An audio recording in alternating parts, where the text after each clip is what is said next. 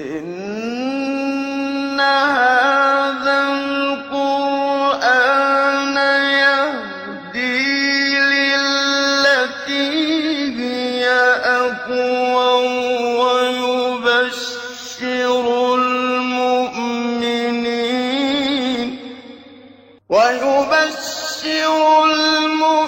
المؤمنين الذين يعملون الصالحات أن لهم أجرا كبيرا. بسم اللہ الرحمن الرحیم. الحمد للہ رب العالمین وبہ نستعین وصلی اللہ وسلم علی سید الانبیاء والمرسلین وعلی آلہ واصحابہ اجمعین ومن تبعہم بإحسان الی یوم الدین. اما بعد. سلسلہ تفسیر کی یہ 71ویں نشست ہے اور اس نشست میں انشاءاللہ سورۃ الحج کی 19ویں آیت کریمہ کا جو آخری حصہ ہے وہ 20ویں اور 21ویں آیت کریمہ کی تفسیر ہوگی. اللہ رب العالمین نے ارشاد فرمایا: هذان خصمان اختصموا في ربهم فالذين كفروا قطعت لهم ثياب من نار يصب من فوق رؤوسهم الحميم يصهر به ما في بطونهم والجلود ولهم مقامع من حديد. اللہ رب العالمین نے ان آیات میں کفار یعنی کفار اور اہل ایمان دونوں کا ذکر فرمایا ہے. هذان خصمان اختصموا في ربهم. اب اللہ رب العالمین نے کفار کو ملنے والی جو سزائیں ہیں ان سزاؤں کا اللہ تعالیٰ نے ذکر فرمایا. اللہ تعالیٰ نے کہا فالذین کفروا قطعت لهم ثياب من نار. اس کا جو معنی مفہوم ہے اور تفسیری معلومات ہیں وہ ہم نے آپ کو پچھلی نشست میں دے دی ہیں. آج کی اس نشست میں یصب من فوق رؤوسهم الحمیم اس آیت کریمہ کا اور اس کے بعد والی جو دو آیتیں ہیں انشاءاللہ اس میں جو الفاظ ہیں وہ الفاظ کے معانی میں آپ کو بتاؤں گا. تفسیر کی اگر بات کرتے ہیں تفسیر تو الحمدللہ میں اس کو ذکر کر دیا ہوں, آگے بتاؤں گا کہاں ذکر کیا ہوں. اللہ تعالیٰ نے کہا کہ یصب من فوق رؤوسهم الحمیم, یعنی کفار کو جہنم میں ایک سزا ایسی بھی دی جائے گی کہ گرم کھولتا ہوا پانی ان کے سروں پر سے انڈیلا جائے گا. یصب من فوق رؤوسهم الحمیم, بالکل کھولتا ہوا گرم گرم پانی ان کے سروں پر ڈالا جائے گا, سروں پر سے. سبحان اللہ العظیم. عربی زبان میں صب یعنی الصاد والباء, ابن فارس رحمہ اللہ کہتے ہیں اس کا ایک ہی معنی آتا ہے, وہ ہے اراقۃ الشیء, کسی چیز کو بہانا, کسی چیز کو انڈیلنا, یعنی کسی چیز کو بہانا, انڈیلنا, اوپر سے انڈیلنا, یہ بنیادی معنی آتا ہے اس کا. اور اس کے استعمالات بہت ہیں عربی زبان میں. سببتہ اسب صبن, کسی چیز کو انڈیلنا, اوپر سے ڈالنا, یہ اس کا بنیادی معنی ہے. اس کے استعمالات عربی زبان میں بہت ہیں. ایک زائد استعمال میں آپ کو بتاتا ہوں تاکہ بات سمجھنے میں آپ کو آسانی ہو. عربی زبان میں سببن کہتے ہیں اس ڈھلوان کو, یعنی نشیب فراز ہوتا ہے نا راستے کا. اب ایک راستہ ہے جو نیچے کی طرف جاتا ہے, اس کو عربی زبان میں سببن کہتے ہیں جو نیچے کی طرف جاتا ہے. تو سبا کا بنیادی معنی معلوم کیجئے کہ اراقۃ الشیء, کسی چیز کو بہانا یعنی اوپر سے ڈالنا.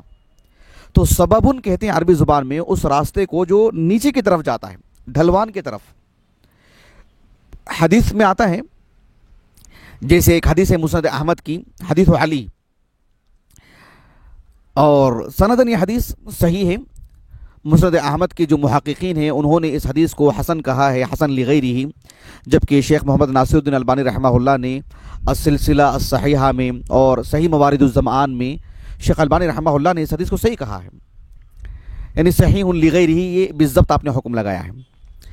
علی بن ابی طالب رضی اللہ عنہ رسول اللہ صلی اللہ علیہ وسلم کے اوصاف بتاتے ہیں, یعنی جسمانی طور پر آپ کیسے تھے, دکھنے میں آپ کیسے نظر آتے تھے, حتیٰ کہ آپ چلتے تھے تو کیسے چلتے تھے, اس کو بتاتے ہوئے علی بن ابی طالب نے کہا رضی اللہ عنہ کہ یتکفأ فی المشیۃ, یعنی آپ علیہ الصلوۃ والسلام جب چلتے تھے تو یمشی فی سبب, یتکفأ فی المشیۃ, کیا مطلب, آپ علیہ السلام جب چلتے تھے تو پیر جما کر رکھتے, یعنی جلدی میں بھی چلنا ہو یا معتدل راہ ہمیشہ ہوتی تھی آپ کی, یعنی بالکل درمیانی انداز میں چلتے تھے. لیکن جب پیر کو رکھتے تو مکمل طور پر پیر کو رکھتے، پھر دوسرا پیر رکھتے، یعنی پورے اطمینان کے ساتھ آپ چلا کرتے تھے۔ تو کہا کہ اس کے لیے جو لفظ استعمال کیا علی بن ابی طالب نے، کیونکہ آپ عربی اللسان ہیں، آپ کی مادری زبان عربی زبان ہے، تو استعمال دیکھیں لفظ کا۔ صبا کے معنی آتے ہیں اراقۃ الشیء، یعنی کسی چیز کا اونڈیلنا، بہانا کسی چیز کا۔ لیکن علی بن ابی طالب کہتے ہیں کہ یتکفأ فی سبب، یتکفأ فی المشیہ، آپ علیہ الصلوۃ والسلام جب چلتے تھے تو پیر کو جمع جمع کر رکھتے تھے، کأنما مشى فی سبب، گویا کہ آپ کسی ایسی جگہ میں چل رہے ہیں، گویا کہ ڈھلوان میں نیچے کی طرف، جب آدمی اوپر سے نیچے اتر رہا ہو ایک وادی سے یا پہاڑی علاقے سے یا کسی بھی راستے سے، بالکل سنبھل کر کے چلتا ہے نا، پیر جمع جمع کر کے رکھتا ہے۔ تو اللہ کے رسول جب بھی چلتے، جہاں بھی چلتے تو اسی نوعیت سے چلتے۔ مسند احمد ہی میں، مسند علی میں مزید ایسے بھی الفاظ ہمیں ملتے ہیں آپ علیہ السلام سے متعلق کہ اذا مشى یتکفأ کأنما یہبط فی سبب، آپ علیہ السلام جب چلتے تو ایسے چلتے گویا کہ آپ، لفظ دے کے آپ، ینحدر فی سبب، یہبط فی سبب، یہ سب مسند احمد کے الفاظ ہیں، ایسے کہ گویا کہ آپ اوپر سے اتر رہے ہیں۔ تو سببن کے معنی آتے ہی ہیں اوپر سے اترنے کو، کسی نشیبی جو علاقہ ہوتا ہے اور جو ڈھلوان کی طرف علاقہ ہوتا ہے اس کی طرف چلنے کو۔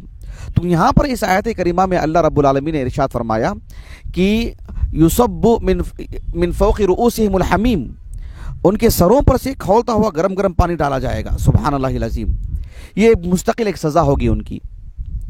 اللہ تعالیٰ نے کہا کہ یصب من فوق رؤوسہم الحمیم، الحمیم، الحمیم کا معنی کیا ہے؟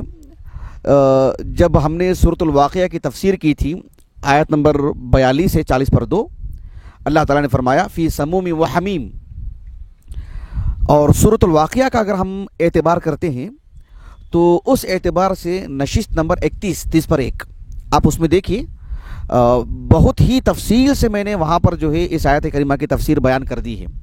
تو گویا کہ یہاں پر جو باتیں مجھے پیش کرنی تھی اس وقت مجھے خیال نہیں تھا کہ مجھے سورۃ الواقعہ کے بعد سورۃ الحج پیش کرنا ہے، سورۃ الواقعہ کے بعد سورۃ الحج کی تفسیر کرنا ہے، میرے دل و دماغ میں ایسا کوئی خیال نہیں تھا مجھے۔ لیکن اس آیت کریمہ سے متعلق جتنی باتیں ہو سکتی ہیں میں نے وہاں پر ذکر کر دی ہیں۔ اب یہاں پر ذکر کروں گا تو پھر وہی سبق دہرانا پڑے گا۔ اب چونکہ اللہ کے فضل و کرم سے ریکارڈ ہے، موجود ہے، یوٹیوب پر موجود ہے الحمدللہ، تو پھر دیکھ سکتے ہیں یہی باتیں وہاں پر اس آیت کریمہ کی تفسیر میں فی سموم و حمیم۔ تو اللہ تعالیٰ نے کہا کہ یصب من فوق رؤوسہم الحمیم، کہ ایک کافر کے سر پر سے اوپر سے کھولتا ہوا گرم گرم پانی ڈالا جائے گا۔ اب اس کا نتیجہ کیا ہوگا جب پانی ڈالا جائے گا تو گرم گرم؟ اللہ تعالیٰ نے کہا کہ یصہر بہ ما فی بطونہم والجلود، کہ اس انسان کے، اس مجرم کے، اس کافر کے پیٹ میں کیا کچھ ہے، حتیٰ کہ اس کے اوپر کی جو جلد ہے، ظاہر بات ہے انسان کے اندر جو اندرونی جو چیزیں ہیں، جو گوشت ہے، اس کے مقابلے میں انسان کی جو جلد ہے، جو چمڑا ہے، وہ تھوڑا مضبوط ہوتا ہے۔ اللہ رب العالمین نے کہا کہ جب گرم گرم پانی اس کے اوپر سے ڈالا جائے گا تو اس کی جو اندرون ہے وہ بھی، اور اس کا جو چمڑا ہے وہ بھی، سب کے سب جو ہے مطلب یعنی گھل کر کے رہ جائیں گے۔ جس طرح سے مان لیجیے کہ ہمارے پاس گھی ہے یا اس جیسی کوئی اور چیزیں، چربی وغیرہ ہوتی ہیں جو بہت ہی ٹھنڈ کی وجہ سے سخت ہو چکی ہوں، اچانک اگر آپ اسے گرم گرم آگ میں ڈالیں گے کیسے پگھلتا ہے وہ۔ اور غور طلب بات کیا ہے، اللہ رب العالمین نے جب اوپر سے گرم گرم پانی ڈالا جائے گا تو سب سے پہلے یہ خراب ہونا چاہیے نا، جلد، بعد میں اندرونی چیزیں۔ لیکن اللہ رب العالمین نے سب سے پہلے اندرونی چیزوں کو بیان فرمایا کہ اندرونی چیزیں ہی بالکل جھلس کر کے رہ جائیں گی، گھل کر کے رہ جائیں گی، تو اوپر کا عالم کیا ہوگا؟ سبحان اللہ۔ یعنی پہلے اس کو نقصان پہنچنا چاہیے، بعد میں اندرون کو۔ لیکن اللہ نے کیا فرمایا، جب گرم گرم پانی ڈالا جاتا ہے تو پہلے اندرون اس کا خراب ہوگا، بعد میں اوپر۔ مطلب کیا ہے، اندرون ہی اتنا جلدی خراب ہو جائے گا، اس کا گھل جائے گا، تو پھر اوپر کا عالم کیا ہوگا؟ سبحان اللہ العظیم۔ عربی زبان میں جو اللہ نے یہ جو لفظ استعمال کیا، یصہر بہ ما فی بطونہم، سہرا یعنی الصاد والہاء والراء، اس کا جو بنیادی معنی ہے، جو ابن فارس نے کہا رحمہ اللہ، بنیادی طور پر اس کے دو معنی آتے ہیں۔ ابن فارس نے کہا کہ ایک معنی یہ ہے کہ یدل علی القربہ، عربی زبان میں صاد ہارا السحر، یہ رشتہ داری پر دلالت کرتا ہے، رشتہ داری پر۔ اس کا ایک دوسرا معنی بھی آتا ہے، بتاتا ہوں میں آپ کو۔ پہلا معنی آتا ہے جو رشتہ داری پر دلالت کرتا ہے۔ خلیل ابن احمد الفراہیدی رحمہ اللہ کے حوالے سے ابن فارس نے لکھا کہ انسان کے رشتے دو طرح کے ہوتے ہیں، ایک اس کا گھر کا اپنا ہوتا ہے، ایک اس کا سسرالی رشتہ ہوتا ہے۔ چاہے وہ لڑکی کے لیے سسرالی رشتہ ہو، چاہے وہ لڑکے کے لیے سسرالی رشتہ ہو۔ تو عربی زبان میں الصہر عام طور پر سسرالی رشتے کے لیے کہا جاتا ہے، اس میں بھی اخص داماد کے لیے یا سسر کے لیے یہ لفظ استعمال ہوتا ہے، عام طور پر سسرالی رشتے کے لیے، لڑکی کے لیے جو سسرالی رشتہ ہوتا ہے وہ۔ اللہ رب العالمین نے ارشاد فرمایا سورۃ الفرقان میں، وَهُوَ الَّذِي خَلَقَ مِنَ الْمَاءِ بَشَرًا فَجَعَلَهُ نَسَبًا وَصِهْرًا۔ اللہ رب العالمین نے ایک تو انسان کو اس کے ماں باپ کا رشتہ دیا، خونی رشتہ، ایک اس کا سسرالی رشتہ دیا۔ سسرالی رشتہ لڑکی کے لیے بھی ہوتا ہے، لڑکے کے لیے بھی ہوتا ہے۔ تو عربی زبان میں صاد ہا کا ایک بنیادی معنی تو یہ ہوا کہ سسرالی رشتہ۔ دوسرا معنی آتا ہے اذابۃ الشیء، یعنی کسی ٹھوس چیز کو پگھلا کر کے بہانا، کسی ٹھوس چیز کو پگھلا دینا۔ اللہ سبحانہ و تعالیٰ نے فرمایا کہ جب گرم گرم پانی ان پر ڈالا جائے گا تو یسحر به ما فی بطونہم والجلود، یسحر ای یذاب، یعنی بالکل ہی پگھل جائے گا وہ۔ انسان کا جو اوپری حصہ ہے، جو اندرونی حصہ ہے، سب پگھل کر کے سبحان اللہ ختم ہو کر کے رہ جائے گا، نسأل اللہ العافیۃ والسلامہ۔ اس سے متعلق بہت ساری آیات ہیں قرآن میں، بہت ساری احادیث ہیں، جیسے کہ میں نے کہا کہ سورۃ الواقعہ کی اس آیت کریمہ کی تفسیر فی سموم و حمیم جو آیت نمبر 42 ہے، اور تفسیری نشست کی اگر بات کرتے ہیں تو نشست نمبر 31 ہے، وہاں پر میں نے اس آیت کریمہ کی تفسیر سے متعلق دیگر آیات، احادیث، اہل علم کے اقوال سب میں نے وہاں پر ذکر کر دی ہیں، اسی لیے میں نے اس کا حوالہ دیا تاکہ آپ جو ہے اس کو وہاں سے معلوم کر لیں، وہاں سے سن لیں۔ اس آیت کریمہ کی تفسیر، اس آیت کریمہ کی تفسیر ایک ہی ہے، معنی مفہوم سب کچھ، تو اللہ رب العالمین نے اس کو جگہ جگہ بیان فرمائے ہیں واضح و نصیحت کے طور پر، تو آپ یہ ساری چیزیں وہاں سے اب اخذ کر لیں۔ ایک اور چیز جو اللہ رب العالمین نے بیان فرمائی وہ یہ کہ وَلَهُمْ مَقَامِعُ مِنْ حَدِيدٍ، یعنی کفار کو اللہ سبحانہ و تعالیٰ کی طرف سے جہنم میں ملنے والی ایک سزا یہ بھی ہوگی کہ لوہے سے مارا جائے گا ان کو، لوہے کے جو ہتھوڑے ہوتے ہیں اس سے مارا جائے گا ان کو۔ وَلَهُمْ مَقَامِعُ مِنْ حَدِيدٍ۔ اچھا، مقامع کیا معنی اس کا؟ یہ بھی بہت دلچسپ ہے، سبحان اللہ العظیم۔ دلچسپ اس اعتبار سے نہیں ہے کہ معنی میں اضافہ ہوگا، دلچسپ اس اعتبار سے کہ جو ہے مطلب کتنی انوکھی چیز ہے، اللہ اکبر، اللہ نے کیسی کیسی سزائیں رکھی ہیں جہنمیوں کے لیے، نسأل اللہ العافیۃ والسلامہ۔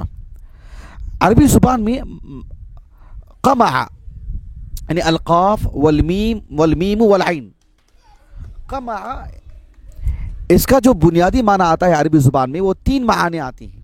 ابن فارس نے کہا رحمہ اللہ معجم مقاییس اللغہ میں،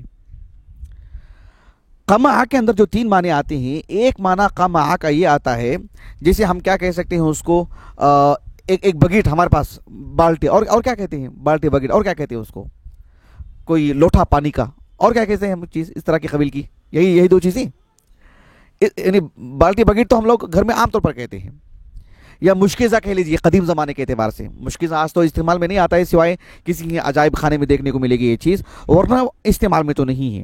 ہو سکتا ہے مطلب نمائش کے لیے یا جو اہل ثروت ہوتے ہیں ہو سکتا ہے ان کے پاس ایک تزئین کے لیے کوئی چیز ہو کھانے پینے کے لیے، تو اس طرح قبیل کی چیز آپ ذہن میں رکھ لیجئے۔ ایک بنیادی معنی یہ ہوا اس کا قمع کا، یعنی عربی زبان میں جب کہا جاتا ہے کہ قمع، مطلب یہ ہوتا ہے کہ وہی جو کوئی لوٹا سمجھ لیجئے، تو عربی زبان میں قمع یا اقماع ان انسانوں کے لیے بھی کہا جاتا ہے جو انسان کے بہت سارے باتیں سنتا ہے لیکن بس سن کر کے حذف کر دیتا ہے، عمل میں نہیں لاتا ہے، بس سنتا ہے، بس جو بھی بولو سن لے، اس کو اپنے عمل میں نہ لائے، اس طرح کے لوگوں کو عربی زبان میں اقماع کہا جاتا ہے۔ کیوں؟ یعنی ہم الذین یسمعون ولا یعون، جو لوگ بہت ساری باتیں سنتے ہیں لیکن محفوظ نہیں رکھتے، یاد نہیں رکھتے۔ آپ ایک آدمی کو دیکھو، خطبہ جمعہ تقریباً 20 منٹ 25 منٹ کا ہوتا ہے عام طور پر، 25 منٹ کا خطبہ ہوتا ہے اور اس میں 20 منٹ کی باتیں کہی جاتی ہیں عربی خطبہ چھوڑ کر کے. تو کسی سے پوچھا جائے کہ بھی کیا باتیں کہی جائیں تو ایک آدھ نقطہ بتائیں گے, گویا کہ ایک موضوع کے طور پر, عنوان کے طور پر. کیا باتیں ہیں وہ ساری باتیں نہیں بتائیں گے. یہ گویا کہ اقماع, یعنی اتنی ساری باتیں انہوں نے سنی لیکن ان کے دل و دماغ میں باتیں ہیں ہی نہیں, سب حذف ہو چکی ہیں. پھر عمل میں کیا لا سکتے ہیں, اس کو کہا جاتا ہے اقماع. عربی زبان میں کہا جاتا ہے اقتمعت ما فی السقا. السقا اسی مشکل کو بولتے ہیں, یا پانی کا ایک بوتل سمجھ لیجئے. یعنی اقتمعت ما فی السقا, اس بوتل میں جو کچھ ہے میں نے سب کچھ پی لیا. کیا مطلب, یعنی لا یبقى فیہ شیء, اب اس میں کچھ بھی نہیں ہے. تو اقماع اسی کو کہا جاتا ہے. ایک حدیث مبارکہ ہے مسند احمد کی, شیخ البانی رحمہ اللہ نے اس حدیث کو صحیح کہا ہے. عبداللہ بن عمر بن عاص رضی اللہ عنہما کہتے ہیں کہ آپ صلی اللہ علیہ وسلم ممبر پر کھڑے ہوئے تھے, آپ نے متعدد باتیں کہیں. میں نے اس حدیث کو بھی صوت الواقعہ کے تفسیر میں سنا دیا ہے میں نے. اس حدیث میں ایک لفظ آتا ہے, اللہ کے رسول نے کہا کہ ویل لاقماع الاقوال, یعنی ان لوگوں کے لیے ہلاکت ہے جو لاقماع الاقوال, جو باتوں کو مطلب اپنے ذہن میں بہت ساری سنتے ہیں. جیسے ایک دن کا پروگرام ہو رہا ہے, یا آدھے گھنٹے کا جمعہ کا خطبہ ہو رہا ہے, یا کوئی 10 منٹ کا درس ہو رہا ہے مثلا کہیں, تو گویا کہ اس کا سینہ گویا کہ اقماع ہے. سنا تو بہت کچھ لیکن سب حذف, کوئی باقی ہے نہیں. مطلب غافل انسان ہے, دلچسپی ہی نہیں ہے اس کو باتوں کو یاد رکھنے میں. ایسے لوگوں کے لیے ہلاکت کی بات کہی اللہ کے رسول نے صلی اللہ علیہ وسلم. تو قمعن کا ایک معنی آتا ہے اس لوٹے کو بولتے ہیں, ایک معنی. دوسرا معنی آتا ہے قمعن کا, اسے ہم کیا کہہ سکتے ہیں, یعنی ہتھوڑا سمجھ لیجئے, ہتھوڑا سمجھ لیں, لوہے کی کوئی مضبوط چیز. اب دونوں میں مناسبت کیا ہے. دوسرا جو معنی آتا ہے نا, قمع کا معنی آتا ہے ای اذلال و اقہار, کسی چیز کو ذلیل کرنا, کسی کو رسوا کر دینا. ایک دوسرا معنی میں آپ کو بتا رہا ہوں. اب دونوں میں اگر آپ جوڑ پیدا کریں گے, پہلے معنی میں دوسرے معنی میں, پہلا معنی آتا ہے اس پانی کے لوٹے کو بولتے ہیں جو عام طور پر لوہے کا ہو یا اس قبیل کا ہو. دوسرا معنی قمع کا آتا ہے ذلیل کرنا, رسوا کرنا, کسی کو مطلب یعنی اس کی عزت اچھال دینا. ابن فارس رحمہ اللہ کہتے ہیں کہ دونوں کا معنی اگر ملا کر ہم پیش کریں گے, وَلَهُمْ مَقَامِعُ مِنْ حَدِيدٍ, اسی آیت کریمہ کو رکھ کر کے انہوں نے سمجھایا. اگر دونوں کو ملاتے ہیں کیا ہیں, عربی زبان میں کہتے ہیں قمعتہ, یعنی ضربتہ بالمقامع. قمعتہ, میں نے اس کو مارا, اس کو ذلیل کیا, اس کو رسوا کیا. کیسے رسوا کیا, یعنی لوٹا لے کے پھینک کے مارا میں اس کو. یعنی غور کیجئے آپ, قمعن کا ایک معنی آتا ہے لوٹا, دوسرا معنی آتا ہے ذلیل کرنا, رسوا کرنا. ظاہر میں دونوں میں تضاد نظر آ رہا نا. قمع کا ایک معنی آتا ہے قمعن کا لوٹے کا, جو لوہے کا لوٹا ہوتا ہے. قمع کا دوسرا معنی آتا ہے ذلیل کرنا, رسوا کرنا. سبحان اللہ, کتنا تضاد نظر آ رہا ہے. ابن فارس کہتے ہیں رحمہ اللہ, دونوں کو اگر جوڑ دیا جائے تو معنی بالکل بھی واضح ہو جائے گا اس آیت کریمہ کی روشنی میں. وہ کیا ہے کہ قمعن کے معنی آتے ہیں لوٹے کے, لیکن دوسرا جو معنی آتا ہے ذلیل کرنا, رسوا کرنا, اس اعتبار سے کہ اگر آپ کسی کو لوٹا لے کے پھینک کے ماریں تو سزائیں الگ الگ ہوتی ہیں نا. عام طور پر کوئی اس طرح کی جو چیزیں ہوتی ہیں, پتھر ہوتا ہے, اس طرح کی آپ لے کے مارتے ہیں, مطلب کتنی ذلت ہے اس شکل میں مارنے کی. تو مقامع کا مطلب یہ ہوتا ہے کہ اس طرح کی جو چیزیں ہوتی ہیں, ہتھوڑے یا لوہے یا پتھر, اس کو لے کے مارا جائے گا, اس کو پھینک کے مارا جائے گا اس کافر کو, اس مجرم کو. تو گویا کہ اس میں اس لوٹے کا, اس پتھر کا بھی معنی آ جاتا ہے, اور اس میں ذلت اور رسوائی کا بھی معنی آ جاتا ہے. یہ چیز ہوگی. سبحان اللہ العظیم, نسأل اللہ العافیۃ والسلامہ. اسی لیے عبداللہ بن عباس نے کہا رضی اللہ عنہما, آپ کا یہ قول موسوعۃ تفسیر المأثور والوں نے نقل کیا ہے ابن ابی حاتم الرازی رحمہ اللہ کی تفسیر سے, کہ کفار جہنم میں انہیں مارا جائے گا, یضربون بہا, یعنی مقامع سے, لوہے کے جو ہتھوڑے ہوتے ہیں اس سے انہیں مارا جائے گا. جب مارا جائے گا تو نتیجہ کیا ہوگا, ان کا ایک ایک عضو جو ہے الگ الگ ہو جائے گا. نسأل اللہ العافیۃ والسلامہ. پھر وہ موت کو پکارے گا کہ اس سے بہتر ہے کہ مجھے موت آ جائے, لیکن وہاں پر موت آنے والی نہیں ہے. یہ شکل ہوگی وہاں پر جہنم میں. ایک اثر ملتا ہے عمر بن الخطاب کا رضی اللہ عنہ, لیکن سندن ضعیف ہے. امام ابو بکر ابن ابی شیبہ رحمہ اللہ کی جو المصنف ہے اس میں کتاب ذکر النار، عمر ابن الخطاب رضی اللہ عنہ کے اس قول کو ذکر کرنے والے، پیش کرنے والے حسن ابن ابی الحسن البصری ہیں رحمہ اللہ۔ حسن بصری رحمہ اللہ کا سن وفات 110 ہجری ہے اور سن ولادت آپ کا 30 ہجری کے بعد ہوا ہے، تقریباً 33-34 ہجری کو۔ آپ اوسط تابعین میں سے ہیں۔ عمر بن الخطاب رضی اللہ عنہ کی وفات سے تقریباً 10 سال بعد آپ کی ولادت ہوئی ہے، تو ان منقطع روایت ہے، لیکن یہ قول بکثرت پیش کیا جاتا ہے کہ عمر بن الخطاب کہا کرتے تھے رضی اللہ عنہ کہ اکثرو ذکر النار، کہ جہنم کا ذکر خوب کیا کرو، اس لیے کہ فإن حرھا شدید، اس کی جو تیزی ہے، اس کی جو حرارت ہے، اس کی جو گرمی ہے وہ بہت سخت ہے، وقعرھا بعید، اور اس کی جو گہرائی ہے وہ بہت ہی گہرائی ہے اس کی، اور کہا ومقامعھا حدید، اور اس کے جو آلات ہوں گے، چاہے وہ پتھر ہو، چاہے وہ چمچے ہو، چاہے وہ ہتھوڑے ہوں، اس قبیل کی جتنی بھی چیزیں ہو سکتی ہیں سب کے سب حدید کی ہیں اور انہیں لوہے کی، اسی سے مارا جائے گا ان کو۔ اللہ تعالیٰ نے ہمیں مسلمان بنایا ہے، اللہ تعالیٰ کا یہ احسان ہمارے دل و دماغ میں ہمیشہ قائم رہنا چاہیے اور شعور سے اس احسان کو تسلیم کرنا چاہیے، اس لیے کہ انسان، ہم دیکھتے ہیں کہ انسان کچھ کاٹ رہا ہے چاقو سے، کچھ مار رہا ہے، چل پھر رہا ہے، تھوڑی سی مار لگ جاتی ہے، کتنی تکلیف ہوتی ہے اس کو، جبکہ یہ اضطراری چیز ہے، ایک مسلمان کو اس پر اجر ملتا ہے، لیکن بحیثیت ایک انسان جو تکلیف محسوس کرتا ہے، اور جہنم میں یہ تو ایک تکلیف کی بات نہیں بلکہ وہ ایک سزا کی بات ہے جو اس کے لیے مقرر کی گئی ہے، اور وہ سزا اس کے لیے دوام ہے، دائمی سزا ہے، کہ ایک کافر کو بٹھایا جائے گا، گرم گرم پانی اس کے اوپر سے ڈالا جا رہا ہے، اور اس کا اندرون اور باہر سب جو مطلب جھلس جا رہا ہے، سب یعنی پگھل جا رہا ہے، اور جو ہی اس کو ہتھوڑے سے مارا جا رہا ہے لوہے کی، کہ اس کا ایک ایک عضو جو ہے الگ الگ ہو جا رہا ہے، پھر جوڑا جا رہا ہے، پھر مارا جا رہا ہے، اور وہ خالدین فیہا ابدا، اور اس کا کوئی پرسان حال نہیں ہوگا اس کے لیے، اور وہ وہاں رشوت نہیں دے سکتا کسی کو، وہاں کسی کو مال نہیں دے سکتا وہ، اور جو فرشتے ملک اس کو مار رہے ہیں ان کے دل میں ایسا نہیں ہے کہ خیر نہیں ہے، ملک کے اندر خیر ہی ہے، لیکن اللہ نے اس کو وہی ذمہ داری دے رکھی ہے نا، تو اس کے لیے ترحم اور رحم کا جذبہ بھی نہیں پیدا ہوگا اس کو دیکھ کر، کہ مطلب ایک انسان کو سزا دیتا ہے، تکلیف دیتا ہے، کتنی خطرناک کیوں نہ ہو، پھانسی پہ لٹکاتا ہے، لیکن انسان کے دل میں جو جلاد ہوتا ہے اس کے دل میں بھی ایک رحم کی بات آتی ہے۔ کتنے ایسے جلاد ہیں، ان کے انٹرویو پڑھنے کو ملتے ہیں ہم کو، جو ریٹائر ہونے کے بعد روتے ہیں کہ ہم نے کتنے لوگوں کو مارا ہے، جبکہ اس کو اوپر سیلری دی جاتی ہے، اس کا کام ہی وہ ہے۔ جلاد سے متعلق تصور یہی ہے کہ اس کا دل نہیں پتھر ہے، لیکن وہ بھی روتا ہے انسان کو مطلب پھانسی چڑھاتے ہوئے، کسی کا ہاتھ کاٹتے ہوئے، کسی کی گردن کاٹتے ہوئے، جب اس کے لیے وہ کام کرنے کو انجام دینا پڑتا ہے، دنیا بھر کی بات ہے۔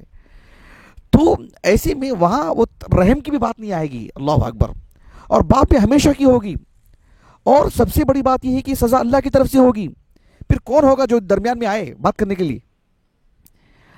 اللہ تعالیٰ جو ہے جو سمجھ بوجھ عطا کی ہے اس کا صحیح استعمال کرنے کے اللہ توفیق عطا فرمائے۔ میں اپنی اس بات کو ختم کرتا ہوں، انشاءاللہ اس کے بعد والی جو آیت کریمہ ہے آنے والی نشست میں ہم پیش کریں گے۔ اللہ تعالیٰ ہماری اس نشست کو ہمارے اساتذہ، ہمارے والدین، ہمارے کل معاونین، مشاہدین اور ہمارے اہل خانہ کے لیے، ہمارے لیے اللہ ذخیرہ آخرت بنائے، ہمارے حسنات میں شمار کرے، اور ہمارے معاون خاص بنگلور کے ایک ذمہ دار وسیم ابن عبدالعزیز، حقیقت میں یہ ایک مصروفیت کے باوجود ہمارے پاس آئے، جامعہ کو ریکارڈنگ کی، بال بچے والے ہیں، اور بنگلور دروس ان کا معاش نہیں ہے، دینی خدمت ہے، یہاں آئے۔ اللہ تعالیٰ ان کے ایک ایک قدم کو قبول فرمائے، اللہ تعالیٰ اس کو نیکیوں میں بدل دے، اللہ تعالیٰ ان کے تسامحات کو اللہ تعالیٰ معاف فرمائے، اللہ ان کے اہل خانہ کو ذہنی سکون دے، برکت دے، عزت دے، اللہ تعالیٰ دین میں ثبات قدمی دے۔ سبحانک اللہم و بحمدک، اشہد ان لا الہ الا انت، استغفرک و اتوب الیک۔